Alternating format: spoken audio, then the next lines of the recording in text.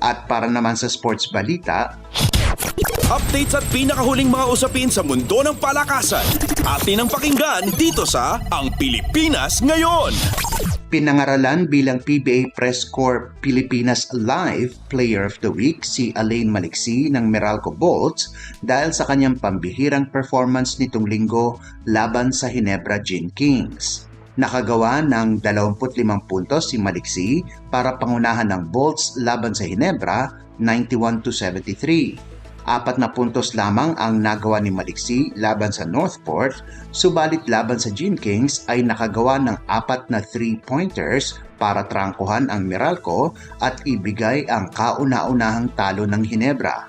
Umangat sa 2-3 ang record ng Bolts bago ang pahinga sa susunod na linggo at muling magbabalik aksyon ang koponan sa Abril 7 laban sa Talk and Text.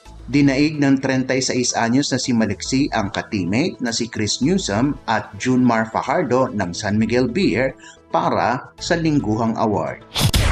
Updates at pinakahuling mga usapin sa mundo ng palakasan. Atin ang pakinggan dito sa Ang Pilipinas Ngayon.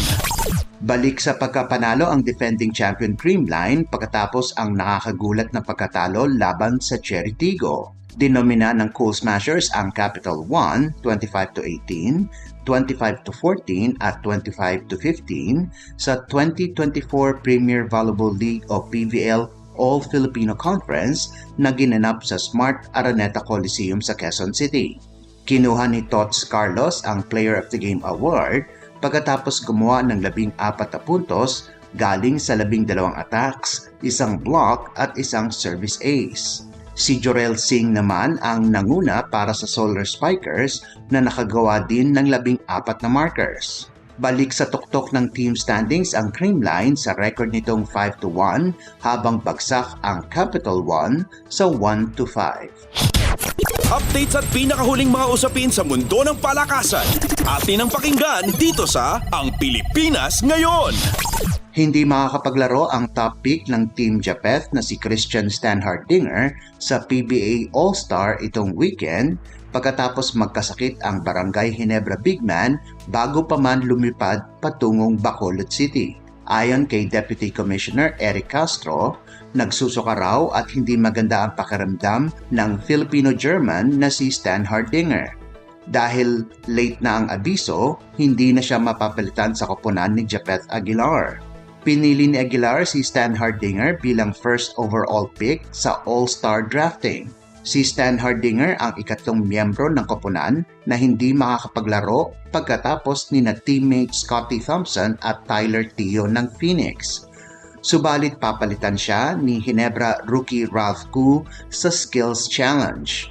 12 na lamang ang natitira sa Team Japeth sa katauhan ni Paul Lee, Calvin Oftana, Jamie Malonzo, Chris Newsom, Don Trulliano, Marshall Lassiter, Arvin Tolentino, Roger Pogoy, Stanley Pringle, Terence Romeo at Aris Dionisio.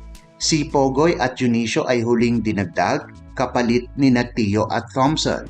Samantala, solido pa rin ang Team Mark na may 14 na players sa pangungunan ni 7-time MVP Junmar Fajardo, Jason Perkins, CJ Perez, Robert Bullock, Gio Haladon, Ian Sangalang, James Yap, Calvin Abueva, Jason Castro, Gabe Norwood, Richie Rivero, Cliff Hodge, Huami Chongson at Nards Pinto. Si Tim Cone ang head coach ng Team Japeth Aguilar habang si George Gallant ang mamando sa Team Mark Barroca. Updates at pinakahuling mga usapin sa mundo ng palakasan. Atin ang pakinggan dito sa Ang Pilipinas Ngayon. At yan ang pinakahuling balita sa larangan ng palakasan. Para sa Radyo Pilipinas World Service, ito po si Leo Magpayo. Magandang araw. Updates at pinakahuling mga usapin sa mundo ng palakasan. Atin ang pakinggan dito sa Ang Pilipinas Ngayon.